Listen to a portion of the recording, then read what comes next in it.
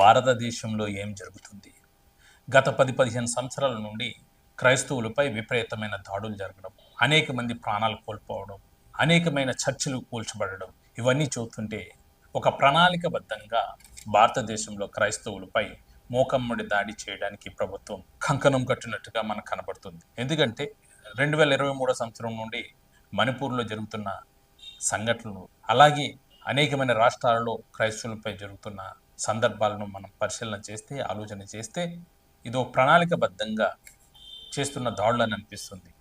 13వ తారీఖున చురసందాపూర్‌లో ఒక ముఖ్యమైన సమావేశాన్ని ముగించుకుని తిరుగు ప్రయాణంలో వస్తున్న పాస్టర్స్‌ని సాయుధ దుండగులు విచక్షణారహితంగా వారిపై కాల్పులు జరపడం వలన ముగ్గురు అక్కడికక్కడే ప్రాణాలు కోల్పోయారు.